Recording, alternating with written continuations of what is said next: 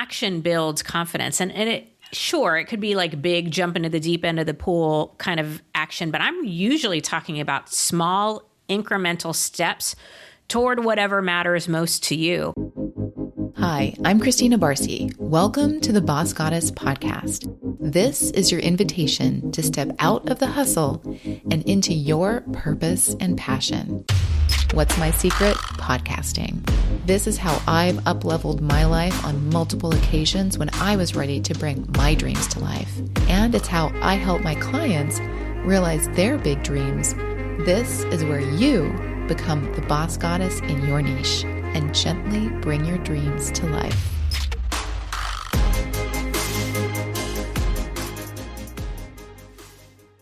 So I've realized that if you're wondering whether podcasting is right for you, you probably need to understand how it really works and why it's an amazing option for women who are heart-led and looking for a new way of doing business that is rooted in just being yourself and honoring all of your gifts, but still creates that foundation that you'll need to build your impact and income from. Now, I know how noisy it is out there and how much the world is telling you that you have to do this or that to have a successful podcast and to create visibility. But what if I told you that you don't have to be on video if you don't want to, and that you don't have to leverage social media constantly like Instagram to find your people, or that your pacing and bandwidth can be what determines how you create this process and create an impactful podcast, brand, and eventually a business? And what if building it this way is actually more sustainable and creates deeper engaged audiences who completely align with your message?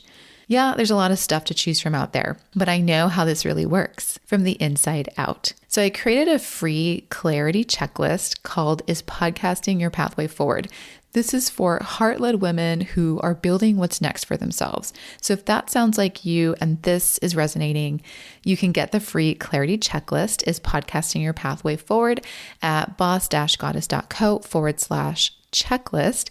Again, just go to boss-goddess.co/checklist or click the link in the show notes and decide for yourself if podcasting is your pathway forward to what you are creating next.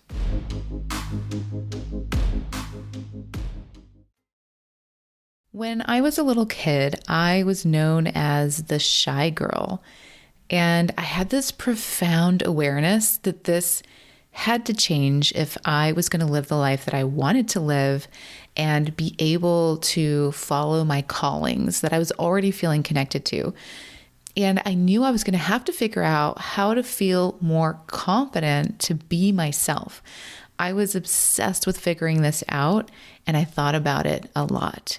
I'd say starting around the age of 8. And if you asked any of my classmates when I was little to describe me, they would always say, "She's nice," which was true, but it bothered me so much because I knew how much more of me I was just not sharing with them, and that I just didn't know how. So my classmates didn't get to know how deep I was or how creative or maybe how funny or silly I could be or how much I cared about people.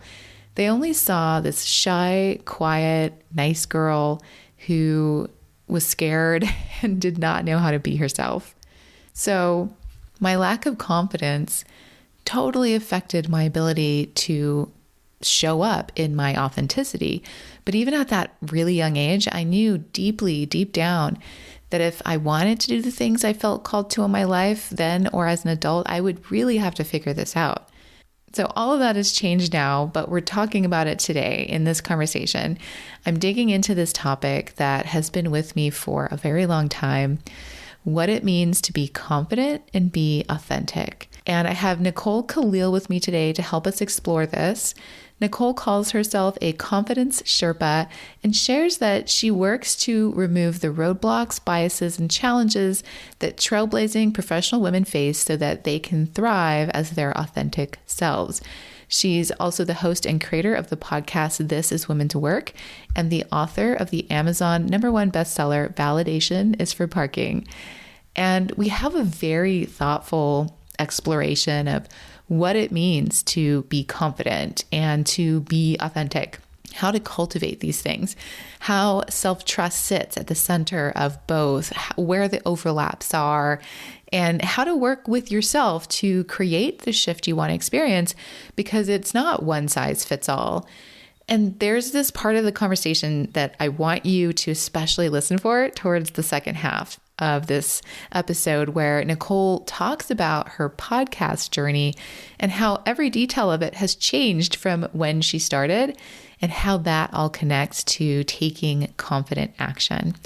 We even talk about how joy and fulfillment fit into all of this. This is such a great conversation. If you're wanting to connect with your confidence and authenticity more this year and learn how you can begin to approach cultivating it in small ways, this one's for you. I hope you enjoy it. Here's my conversation with Nicole Kalil. Welcome, Nicole. Thank you for having me. I'm super excited to be here. I'm so excited for you to be here as well. You're one of the connections that I've brought on because you've written something that I'm really sort of that hit a note for me. I love my email newsletters that I get from from certain people, and oftentimes that becomes a really synergistic connection. And you were one of those that I invited on this show in that manner. So welcome, and thank you for saying yes. Thank you for inviting me. I'm sure you can relate, but when you put stuff out into the world like that, it is so meaningful to find out that it, lands, or that it resonates, or that it hits a nerve or hits something in you, especially because we're inundated with crap emails nowadays. So that means a lot to me. Thank you. Yeah. I mean, that is such a good point. And it's something that I want to talk about for 2 seconds, because it's true. Like, as content creators or just creators in general, we put things out into the world, like podcasts like this, or, we write, maybe you're a blogger, maybe you write emails, and or all of the above. And we're doing it for, you, the person on the other side, and for ourselves. But it's hard to know sometimes, like, is it working? Like, am I resonating? I talk about resonance a lot. And so, yes, obviously it resonated, but I want to point out that if you're out there and you're like, I don't know if it's working or if I should start, it can lead to other things like this moment we're having right now. And so I want to encourage people to respond to something that you are resonating with, because it may go somewhere. You never know where it can take you. And it's all about connection anyway. And so here we are connecting. So that's the beauty of sort of starting an engagement. I'd also add too, I think, because when I'm on the other end, we make up a lot of noise about, they're busy, or they don't need my encouragement, or they probably get 1 million responses, or, you don't even think to do it. And on both ends, I think it's really meaningful. But yes, as somebody who puts a lot out into the void, right? I mean, when you do a speaking engagement, you can sort of gauge people's reactions. But when you do a podcast or send a email out to your community, you don't really know unless somebody takes the time to respond. And let me just reiterate the point that you made, is how often these lead to bigger and better opportunities. So just a reinforcement of what you already said. Thank you. I love that. And you're right. That's a good thing to add. It's like, and it did for a second, I hesitated and was like, you know what, if she never gets the email, that's fine. That's enough for me to just be able to share that you brought me some joy. So actually, we're talking about confidence today in connection with authenticity. And I feel like that kind of kicks it off a little bit, because to me, that's related in so many ways of just sort of being yourself, sharing openly, and seeing how that resonates and connects. And at the end of the day, it brought me enough fulfillment to share that with you, and knowing that you already shared with me has this lovely reciprocity to it. Mm-hmm. So I say that to say that being in your authentic, sphere, space, whatever that, expressing from that place, it just feels better, point blank. And it brings you freedom. It brings you so many things. But I think it's very linked to confidence, because it takes a lot of courage to actually get to a place where you can, and intentionality to really sort of execute and lead from that place. One, do you agree? And then how do you see that connection? Yeah. So first, yes, I agree. And I'm going to kind of think out loud on this because these are things that I'm constantly thinking about. Confidence as a topic is my area of, and I put in air quotes, expertise, because it's a weird thing to feel like or to call yourself an expert on it. But when I speak on stages or one of the topics that we cover the most on my podcast is the topic of confidence. And it relates to so many other things like authenticity, like courage. And it's also wildly misunderstood and miscommunicated and misrepresented out there. So yes, I agree with you. And I think the way I see it is overlapping circles. Confidence is its own thing. Authenticity is something else. Courage is something else. And the way we feel the best, the way we show up the best is when we're in that part where all three of the circles overlap. Now, not a single human that I've ever met, myself included, ever is always in that place where all three overlap. Nobody's 100% confident 100% of the time, with the exception of maybe narcissists and people who are lying to themselves, not aspirational in any sense of the word. And nobody's courageous every moment of every day or authentic at all interactions or anything like that. So I think it's acknowledging that these are connected but different things, and that there is the opportunity for us to be any one of those things or all of those things, but we will never be any one of those things or all of those things all the time. Totally. Does that make any sense? It does. I love the visualization of having this sort of, I forget what this is called, like what kind of diagram where you have the circles and then you have the middle like section that they all connect. Venn diagram, right? Is that right? I was going to say Venn diagram and I was like, is that right? Yeah. We'll call it that for now. And so that helps kind of see that there's always multiple facets and parts of us that are all working together. But I think understanding that there have a connection and that there is an overlay is important, because I don't know that I thought of it that way always. I think there was a time where I was just like, yeah, like I wish I had more confidence, or, and then the more we say things like that to ourselves, the more we take that identity on that maybe we are not confident. And that's just like, that's not for me kind of a thing. So it's interesting how these topics can really like how we can spiral or work with them, and understanding that there is a connection between how we can have confidence as our authentic selves, I think is interesting. Yeah. Because there is the, act as if exercises in certain arenas that we maybe aren't used to exercising our confidence, and figuring out how to do that in a way that feels good. And, speaking of things like social media or places where we want to have more impact, let's say, how do we start showing up in spaces that maybe are new to us, that we're curious about, and have confidence and authenticity? Like, I find those two things interesting as an interplay because of, just like you said, the multifaceted nature of each and all of the other things. Yeah. I don't know if there's a question in there yet, but. No. And I think there's a lot to it. I think, let's take authenticity in social media as an example. I do believe that we should show up authentically. And we also need to be very mindful that we are in a perception format. Same with at work, or when you're advocating for yourself, or when you're standing on stage.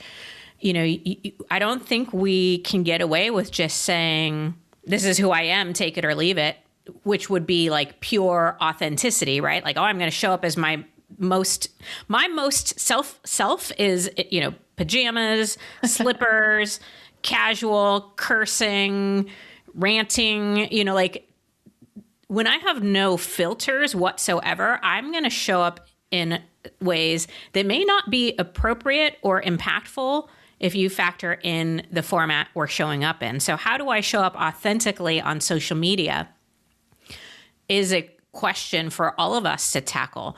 How do you show up as yourself? Meaning, don't fake, don't lie, don't pretend, don't exaggerate, don't whatever. But then how do I also be mindful of the fact that I'm on a perception-based platform and that I might be trying to sell something or, share something or whatever. And so this idea that we're just like 100% authentic everywhere we go is a load of crap. Also wildly ineffective. Like that's not gonna work. And so I think there is this need to navigate between both. And then to complicate matters even further, take any one of those topics and we would define them wildly different. If I line 10 people up and ask them what is confidence, I'm going to get 10 different definitions, most of them inaccurate. Because we have confidence as a feeling. We often know how to look confident more than we ever do how to be or become confident. And most of our definitions are iterations of, something that somebody told us. And so in my work, I actually went to the etymology of the word, looked at how it translates and how it's evolved over time and into different languages, and really try to get clear on what are we actually talking about here? Like, what is confidence? And there are, of course, different definitions or different dictionary definitions, but I wanted to try to lock in on something that honored the true meaning of the word, because I do believe it's been hijacked. I mean, everybody knows we want to feel confident, so they try to sell us confidence through products and courses, and we're so focused on external version of confidence, executive presence, how to show up confidently, that we just don't even know what it is that we're talking about anymore. And I would argue that that could be said of authenticity and of courage as well. We would get some wildly different definitions of what that means, what it looks like, how it shows up, and all the things. So getting clear on what it is that we're talking about and what your definition is of each of those things, then how do they intersect and overlap? How does one feed the other? What are their relationships? How do I want this to show up in my life, on social media, at my work, with my family, in my relationships? And now we could talk for literal hours because it's complex and evolving. Yeah. So. No, I love that. And one, I would say, yes, I think we all would benefit from a self-defining version of all of these things. Like, what does it actually mean to us? What's the important takeaway that we want from each? But I'd also love to hear where you said you were really interested in locking in a definition. And do you have one? Yeah. So the definition that feels most accurate and aligned with the etymology of the word is firm and bold trust in self. Confidence is when you trust yourself firmly and boldly. If you look at the etymology and the iterations of the word, it always comes back to trust. Faith and belief pop up quite a bit too, but trust is the founding word of confidence. Think about things like confidential. We're talking about keeping information safe. We trust that somebody is going to hold that information safe. Or confidant, that's a person we trust with our intimate information. Or even con artist, confidence artist, right? They steal from us, but we don't call them a thief. We call them a con artist because what they do before they take is they establish trust. They build trust first and then they steal from us. So confidence is ultimately and firmly about the trust we have with and for ourselves. It shows up in external ways, but it's fundamentally an inside-out proposition, not the other way around. Totally. I love that. One, didn't know con was shortened from the word confidence. Yeah. It was a confidence man was what it used to be back in the days. Can't wait to share this with everyone I know outside of the podcast listener sphere. But wow, that's really fun.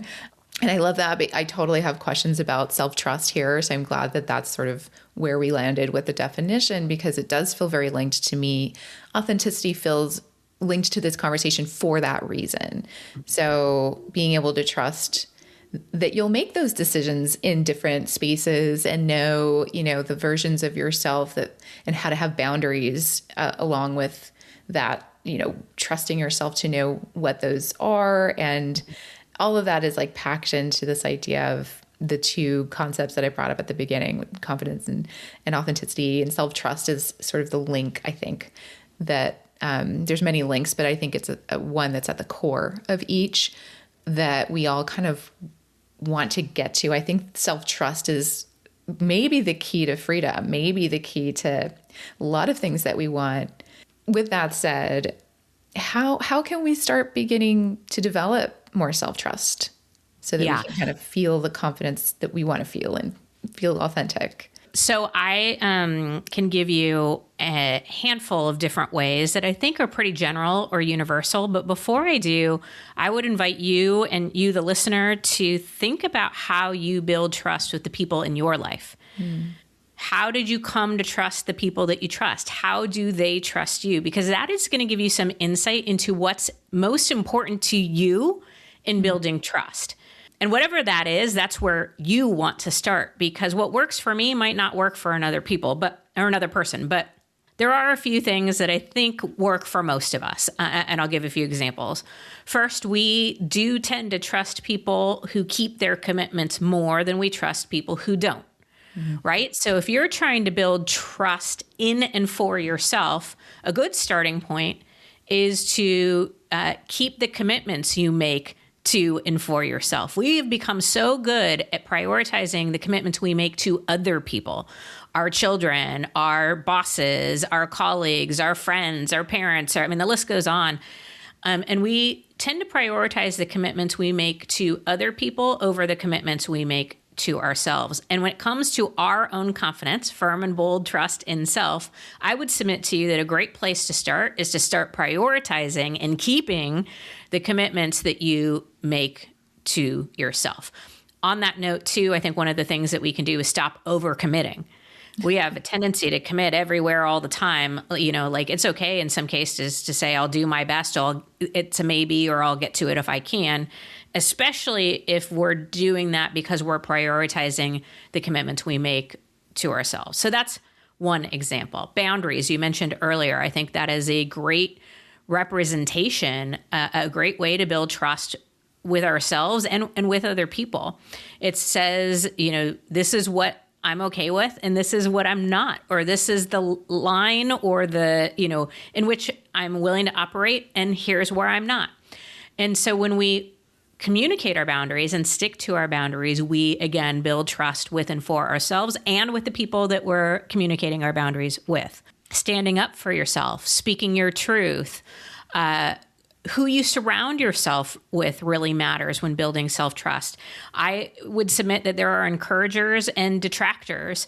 Nobody can give you confidence and nobody can take it away, but there are certainly people who can support and encourage it. And there are also people who will do whatever they can to try to destroy or get in the way or create an obstacle of it. And so being mindful of who you surround yourself with can be a huge factor in how much trust you build with and for yourself. So those are some examples. I could probably go on, but I'll just go back to what's important to you when you build trust in your relationships, and how do you turn that inward?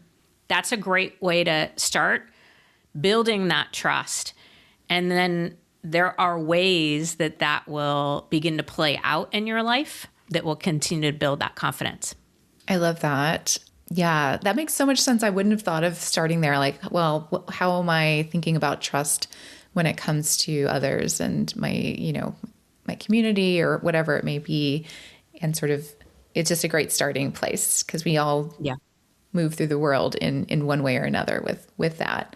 Well, and I'll give you an extreme example. I think many of us, especially those in relationships, would say fidelity is an important part of trust, right? Mm-hmm. We lose trust with people who talk badly behind us, behind our back, or who cheat on us or anything like that. And it's a powerful question, but how committed are you to yourself? Where is your level of fidelity with and for yourself? It's a really powerful question, but I think we are not as true to ourselves as we would like to be or what we would hope for in relationships. And of course, that's a great way and a great place to start because we unconsciously create in relationships whatever our beliefs are, whatever is going on internally.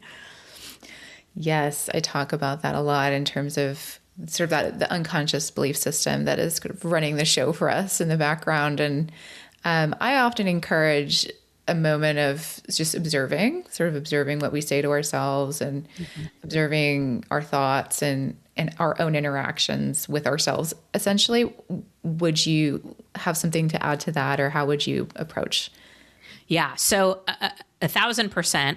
I identified what I call confidence derailers. These are things that get in the way of our confidence, whether we're aware of them or not. And one of those confidence derailers is judgment. The judgment we have for ourselves and for other people is absolutely doing damage and destroying our confidence.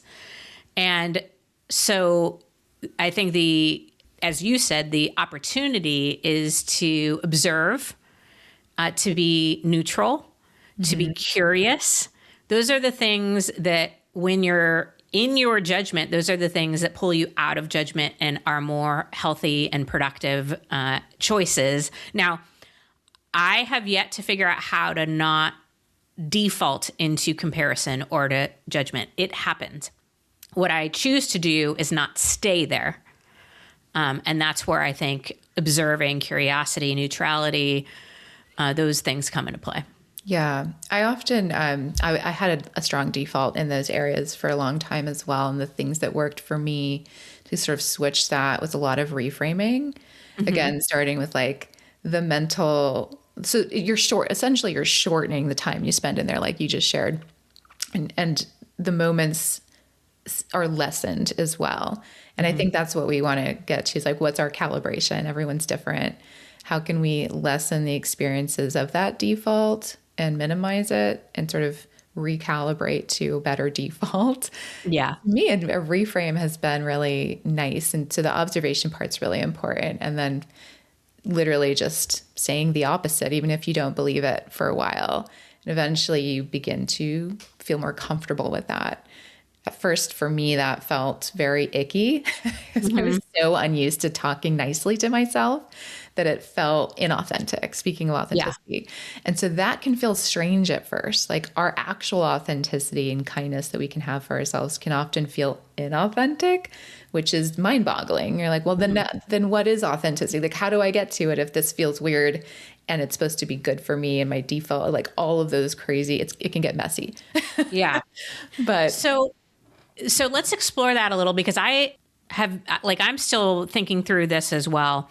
I've struggled with things like affirmations or so I'm a big fan of reframing things, but I had to really figure out a way that worked for me, because when I said things that felt icky or that I didn't believe or that didn't feel honest or authentic, I had a really hard time with it. And so I had to figure out, like, how do I navigate through this in a way that feels good? And so there are a few tactics that work for me. And now, if affirmations or a solid reframe or just telling yourself something over and over and over until the belief and the feeling catches up works for you, great. I like whatever works for you is great, right? You got to figure out. But maybe I'm a little bit more pessimistic or I don't know what it is. But I had to figure out how to tell myself something different that also felt true. Right. And so, one of the exercises I often go through, and I didn't create this, I borrowed it from a bunch of different people and sort of put it together, but it's asking myself, what are the facts? What am I making up about the facts? That's like the negative self-talk usually, or the story that isn't really working for me. And then the next question is, what is a more productive and empowered way to see the same set of facts? And so just recognizing first that my story and the facts are two different things, and that I have choice and agency over how I see that, and that there is a more productive and more empowered way to see it that might be just as true as the story I'm telling myself. And one of the questions I often ask myself when I'm struggling is, what would I say to my daughter or my best friend if she was dealing with the same set of facts? Because I tend to be much kinder, much more gentle, much more encouraging when I am communicating on behalf of somebody that I love. than I am with myself. And I fundamentally believe we should first and foremost be someone that we love, but we're out of practice.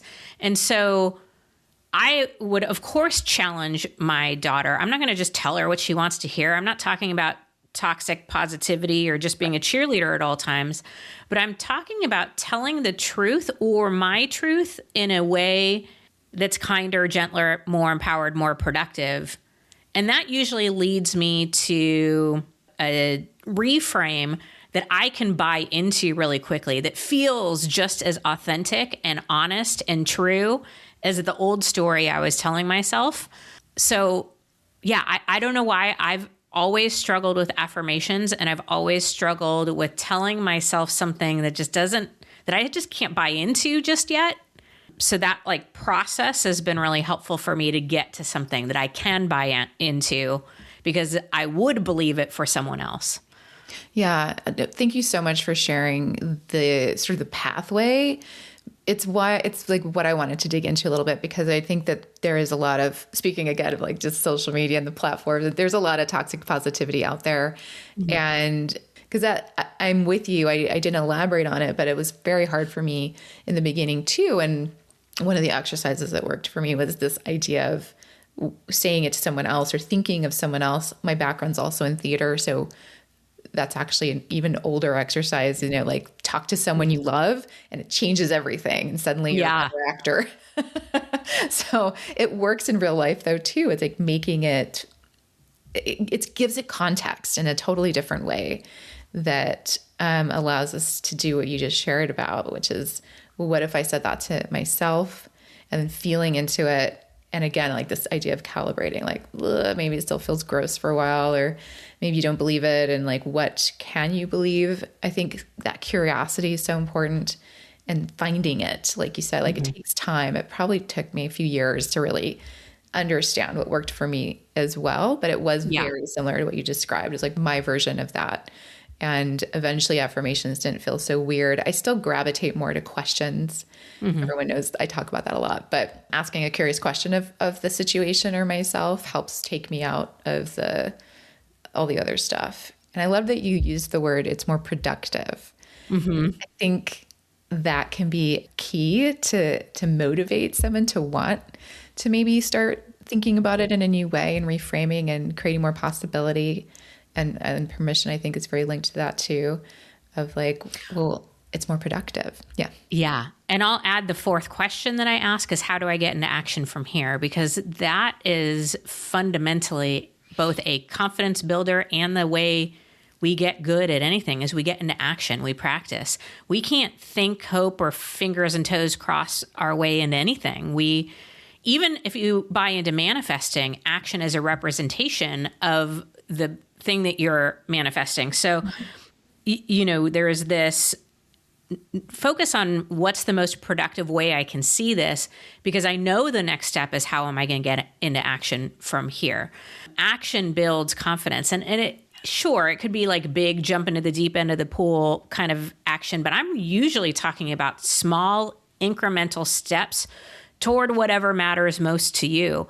And usually when we are in our story or our negative thoughts or our head trash is what I like to call it, we're not doing anything. We're stuck. Yeah. We're in overthinking, we're in overanalyzing, we're laying up at night. We're not in action. We're in inaction.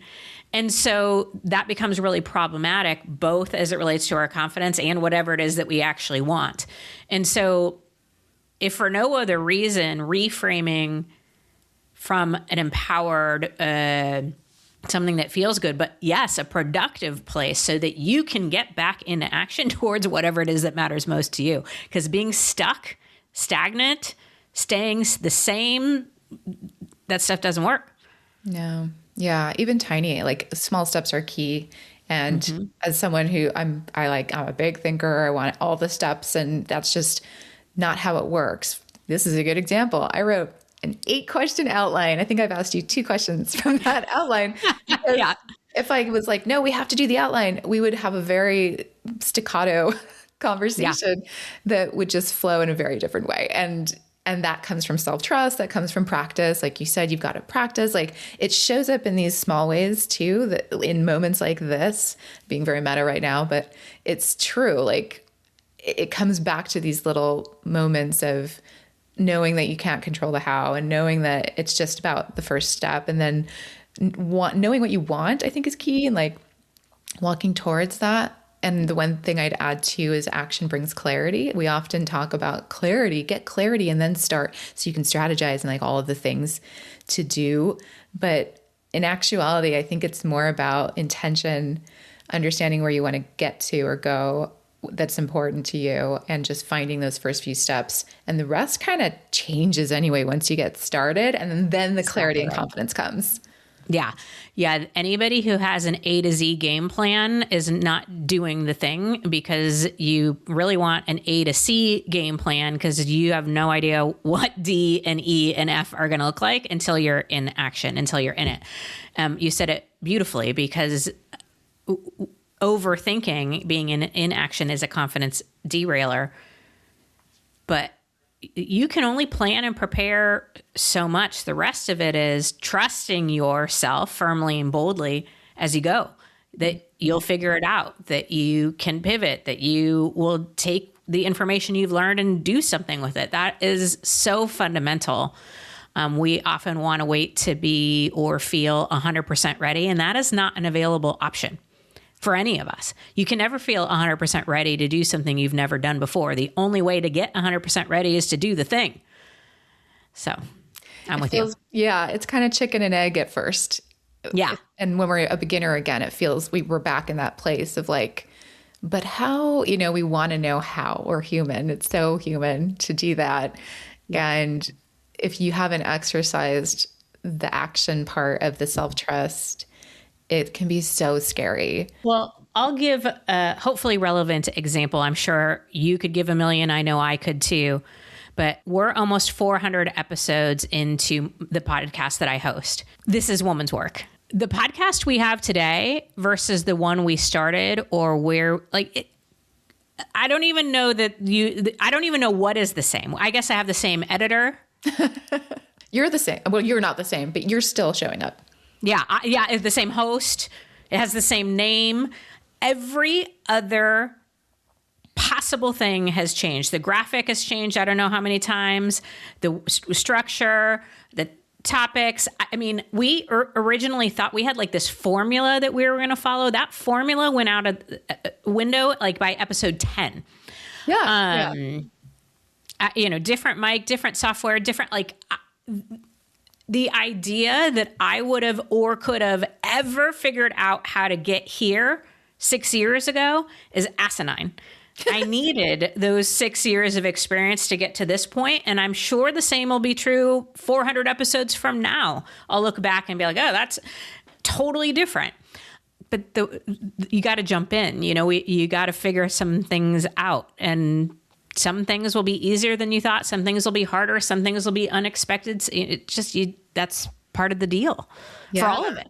I love that you brought up your podcast, because we're talking a lot about how podcasting as an act of self-development is really maximizing in so many ways. Like it has such a big ripple effect just personally, even if, let's say, like your community doesn't grow as big as you'd hope, it still has a ripple effect. I believe that in my heart and soul. I've experienced it many times. Mm-hmm. When you started, well, I'm just curious, did you have that experience? Did it grow you essentially? Oh, 1,000%. I could go for days on all the values and the benefits of podcasting, being a host, sure, but also being a guest. Mm-hmm. There's so many ways you develop. Obviously, you get more comfortable, more confident. I'm a big fan of what a great opportunity to reach multitudes by only having a one-on-one conversation. For those people who have a fear of public speaking, podcasting is absolutely the way to go. Yeah. If you want to get 1,000 people or impact 1,000 people on stage, you're standing in front of 1,000 people. You're very aware. If you want to impact 100,000 people through a podcast, you're still only having a conversation with one person. It's genius. Yeah. And your skills develop, your talking points develop, your beliefs and convictions. Every time somebody asks me a question, I'm like, ooh, how do I feel about that? Like there's some I have the answers ready, but some it's like, all right, let's think out loud. You learn from each other. I mean, there's so many benefits. I'm reflecting on my own journey because this show has been evolved so many times. So we just rebranded the name and, all of the things you shared, we've done 1,000 times too. But we started in 2018 and then the first podcast I started in 2013. So I've been in the game. That's incredible. You've been doing this for a while. Yeah. Yeah. And I have a podcast production agency. So I'm very much inside of how this all works with others too. And seeing that evolution has been so fun. But we were talking about taking action. And to me, this is a great example of like how to show up for yourself every week, how to start understanding what you have to say and trusting yourself. Like it develops all the things that we're talking about. It helped me become more confident in ways I didn't even realize. And it's like the way I show up in other spaces has changed. The way I talk about things is I have the confidence around those topics because I'm exercising that on a regular basis. And it teaches you how to take action in a way that is, I think, unique and how to reach out. Like just the email I sent you, for example, like it teaches you how to do all of that. You just start doing it. It's so interesting you need time to pass, but that's everything that you grow in. And I'm wondering, like, would you agree? Did it do that for you in any capacity or have you noticed? Yeah. Well, so you said something earlier that I think is relevant here too. My first year, I can't remember the numbers, but we did not get a lot of downloads. I think I could be making things up, but I want to say that we had like 2,000 downloads the entire year or something like that. And even with that, the people who were listening were people I knew or people I'd connected with and were engaged and active. And so many of those people either became coaching clients or referred me to somebody or put my name in for a speaking opportunity. So much came out of the podcast from a business and monetary standpoint that were indirect. Right. It's interesting. So we're in our 6th year. The first 4 years, we were inching growth. Mm-hmm. Our 5th year was a breakout year. I don't know how many X'd we did, but we did 800,000 downloads in that year. And that felt like, oh my God, Yeah, that's huge. And then this year we'll finish the year just under 2 million downloads, I think, right about, I know. So that's doubled from one year to the next. But I really want you to think about this for a second. For 4 years, we get more downloads in a day than we did in the entirety of each of those years. And yes, I still get, coaching and speaking and indirect opportunities from it. And that's exceptional. That's honestly the business value of it for me. But in the last year, we've been able to monetize the show through ads, which is great. Doesn't quite pay for everything, but it helps. And so there are lots of reasons to do it. And it doesn't need to be this monster show to have value, to have monetary or business or success value. There are lots of things that happen even when you only have a handful of listeners. It's a great thing to call back for another opportunity. If somebody is thinking of coaching with you or looking for a speaker, like you can send them and they get a sense of who you are and how you speak and your topic and all of that. There's so many great reasons to do this, to be a guest, to host your own show if you desire it. But I think for most of us, I think I read a stat that like 99% of podcasts don't make money directly from their podcasts. So yeah, that's an important thing to know going in. Yeah. And I just taught a masterclass on this, and it's not actually, it's the normal, it's like 1% to 2%. It's like comparing yourself to celebrity. It's like that. Sure. Yeah. It's like jumping into, like I said, as an actor, it's like jumping in and going, I'm going to be the famous one, right? Like I'm going to be the 1%. And you might be like, it's not dream, go for it. But what you just shared about the time span, also in just your growth journey, that's pretty typical. It takes about 3 to 4 years to get to that place where you experience that kind of breakout year, or you have, and then there's strategies that come that you can start applying at that point to get that.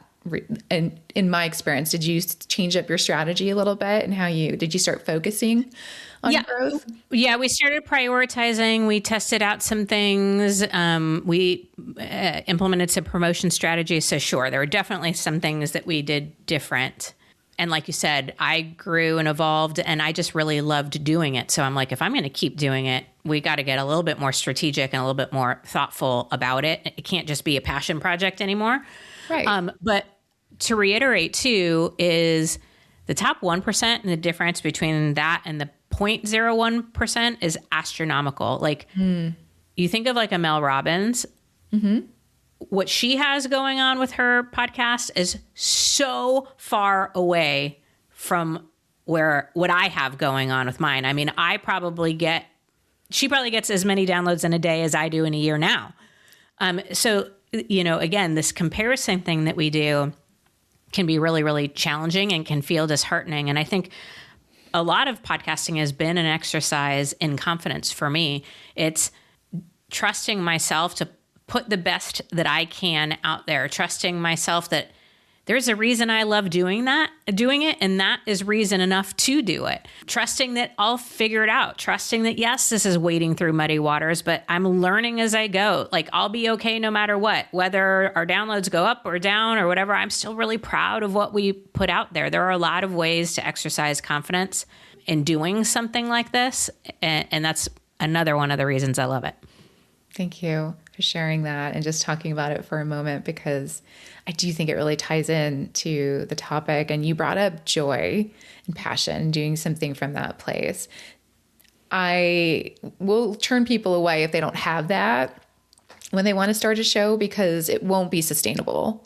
Yeah. Because I know exactly what this journey looks like, and I know exactly what that path is like from a creative and emotional standpoint as well. And the joy and passion has to be there, and it has to be like something that is ongoing. Like you want to sustain it, unless it's a mini series or whatever. That's not what I'm talking about. But I'd love to know because you brought up confidence while you in like the same breath. So what's the connection there between the two? Like, can joy, like leading from our joy, I think that's connected to confidence. What would you say to that?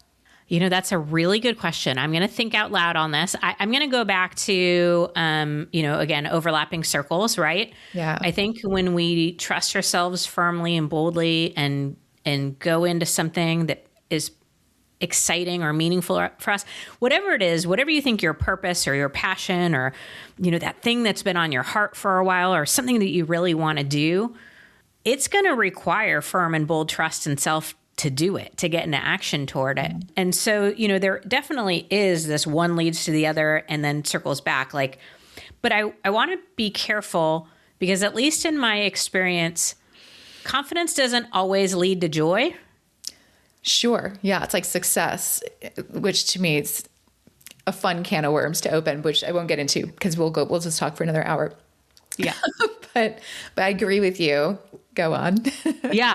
No, I mean, there are a lot of things that I can think of, let's just say even business wise, that I have done with complete confidence. Like I firm and bold trust that this was what I'm meant to be doing, that I had thought it out, that this was going to be the game changing thing. And it like, wah, wah, wah. And I was like, shit, that didn't work out. So I think confidence isn't necessarily feeling joy or that it's going to create joy. Having said that, the idea of trusting yourself firmly and boldly and not feeling proud of yourself for doing it, or not feeling joy in the moments where things do work or they come together, or you're like, oh my God, I did it. Allowing that seems crazy to me too. I mean, so often, regardless of the outcome, I've felt joy and pride in just like, man, I did it. I took the risk. I put myself out there. Can't control the outcome, can't control people's reactions or feelings, but I can control. So I'll give another example. I wrote a book. I did something I'd always wanted to do.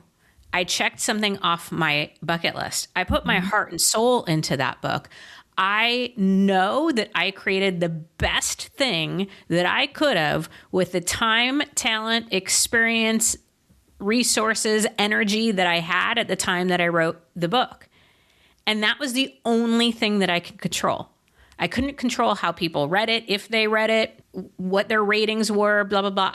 I couldn't control learning new things after the book was out there and wanting to change something or realizing I could have done this better. I couldn't control that I was a first-time author. And so you can't be an experienced author without getting experience, right? So this thing was like, I felt and feel pride and joy of having done it, of doing the best that I could, of trusting that I'll be okay no matter what. You know, I like 5-star reviews better than 1 stars, but it's my confidence isn't tied to it.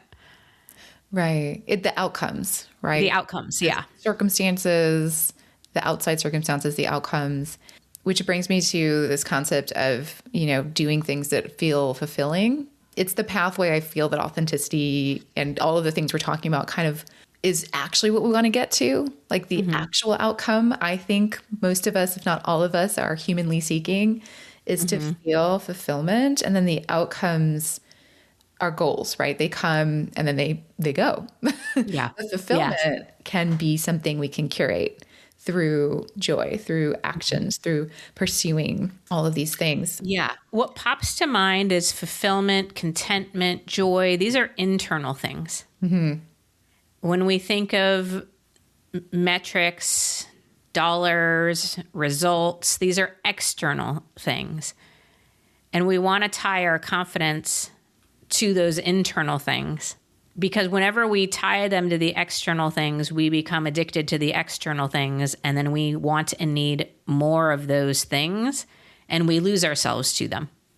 And I think it's pretty easy to objectively see how that's not confidence. If I'm like a validation junkie, or I need somebody to give me compliments in order to feel good, or I need everybody to, you know, give me 5-star reviews, or I fall apart, that's not confidence. We know that. And yet, unconsciously, I think we tie ourselves so much to those external things, thinking that they'll give us the joy, the fulfillment, the whatever, as opposed to like, no, the joy and the fulfillment is something that's between us and us. It's an internal thing we create and we choose, and it's hard. We're not going to feel it every moment of every day. But that's, I think, the opportunity for us to live fulfilling lives and to build our confidence. I think that distinction and being aware of that distinction is key. And I don't know that all of us are approaching it from that distinctive awareness. And that is sort of maybe the game changer starter point of like, how much do I spend in this category and this category to get the experience I want to experience in my life, right? In every category, business and life and, you know, fill in the blank, family. So that was great. I feel like these topics, particularly confidence, seems to be a topic very prevalent amongst women. I'd love your take on that, especially with, you know, the name of your podcast. Yeah. And I speak mostly to women as well. And just why are we struggling with this more, perhaps? Maybe that's just a perception. Okay. Yeah. So first, I always like to state, I do not advocate for women at the expense of men or any other gender. So my focus on confidence specifically for women is not meant to be anti or exclusionary to anybody else. It's just what I know. It's what I experience. It's, you know, what makes the most sense to me. The definition of confidence, the confidence derailers, the things that build confidence, those are gender neutral. Trusting ourselves is an opportunity any one of us can work toward, and it's going to require practice and action on all of our parts. Having said all of that, I also know that there are nuances and differences, and the research is pretty clear. Studies show that young girls and young boys, which is the only two dynamic that has been studied up and till this point. So, and or any gender nonconforming, or it won't be included here, but that's the study. Young girls and young boys have about the same level of confidence all the way through early elementary years. Typically, around 7 or 8 is when we start seeing a little bit of a separation or a disparity. And it's the widest gap in our teens and 20s. So the experience of confidence between women in their 20s and men in their 20s is very different. And if you think about what's happening for a lot of us in those years, we're often making big career decisions, school decisions, decisions about who we date or who we marry, whether or not to have children, having children, where we're going to live. I mean, these are big life-altering, life-impacting decisions. And we're doing that as women, generally speaking, with significantly less confidence than our male counterparts. Research shows that begins to come together in our 40s. In our 50s, women have about the same confidence as their male counterparts. And in our 60s, we start seeing a separation again, but in reverse, women having more confidence than men in our 60s and beyond. Okay, so it begs the question why, which was what your question. Of course, it's complex and there are a lot of things, but I do think a few things. First, as young girls, we are conditioned, we are socialized to be very others focused. Mm-hmm. We're taught to be nurturing. We're taught to be caring. We often take care of siblings or help out at home. We're expected to. We are often expected to be well behaved. In doing so, none of those things are necessarily bad, but we often disconnect from our own wants, needs, and desires, and we start listening for and to the needs of other people, the opinions of other people, the expectations of other people above and beyond our own voice, and that seeks to separate us from our confidence. Our value is often tied to how we look, which can be really disruptive to who we are and what we want. Yeah, there are a lot of things there. And then I think, too, men's confidence is important, but it's narrowed. Meaning men are expected to show up confidently in certain areas of their life, predominantly professionally and from a providing, protecting standpoint. So physically confident, successful, things like that. Women, especially in today's day and age, are expected to show up confidently everywhere. We're expected to be all things to all people all the time. Be it all, do it all, have it all, look good while doing it, and somehow make it all look effortless. Yeah. And we are much more inclined to be community oriented. And so we have been taught to be mindful or afraid of other people's opinions at a really high level. The idea of being shunned or excommunicated out of any community is a much higher concern for women than it is for men. And so we pay attention to and we listen externally a lot more than we do internally. I think also with men, that speaks to why their confidence dips in their 60s. What's happening in their 60s? They're retiring. What they see is their value, where they're the most confident, goes away. And now they're left with navigating confidence and who they are and their value outside of what it's been tied to for so long, which is what disrupts and messes with their confidence. Whereas women, we in our 60s are detached from some of the things that we have been connected to for a very long time.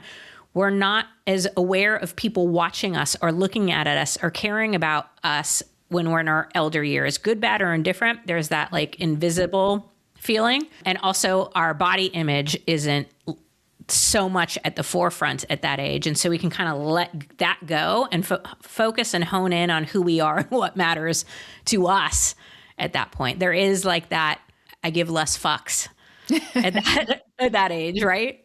Yeah. So yeah, that was a long answer to your question. I hope that didn't feel long to me. That felt thorough in the best way, because the study that you shared, it just sort of that, sort of coming where we start and then where it separates and how it comes back together and how it separates. I mean, that's so interesting to me. And a lot of it resonates just as I was reflecting on my own life through each segment of the life journey of a woman, right? And then thinking about my mom and like other people I know, and she's just turned 70 this year. So it's like seeing everything you just shared reflected in life. It feels very true. But that really helps put some perspective on how this topic is talked about. Yeah, just thank you for pulling it together in that way. So I'd love to ask you, as we're coming towards the end, because we talked about so many things, but if there's one takeaway you would love for the listener to have from our conversation today, what would that be? So we didn't actually talk about this, but I always think it's a good takeaway because we often think of confidence as a feeling, and I want to distinguish it as a choice. Confidence isn't a feeling. It's a choice that we make and we get to make anytime we want, which makes it good news, in my opinion. It's a skill we can develop. It's not something you were born with or born without, or somebody has more of or less than. It is a skill that we get to develop. And so there's a common expression, fake it till you make it. As it relates to confidence, I would invite you to choose it until you become it. Choose confidence moment by moment if you have to. Choose firm and bold and trust in self day by day until the feeling catches up. And it will. But the choice comes first, not the feeling. I love that. That's very empowering. Beautiful. And now, how can we connect with you? What are you working on? Yeah. So on the topic of confidence, I have a confidence derailer quiz, which will help you hone in on which of the confidence derailers might be wreaking havoc in your life the most right now. And so you can go to NicoleKalil.com/confidence quiz. And in that, if you take the quiz, it'll also give you a 40+ page confidence building workbook for free that will help you work on some of these internal trust building exercises and protect yourself against some of these common derailers. So that's probably the most relevant thing I can share. As we talked about, the podcast, This is Woman's Work, is probably the next best option if you want more of anything that I have to say. Awesome. Love that. We'll link to all the things. We'll definitely link to your website and everything you shared. Thank you so much. This was such a fun and rich conversation, and I had the best time, and I know the listeners will have lots to think about.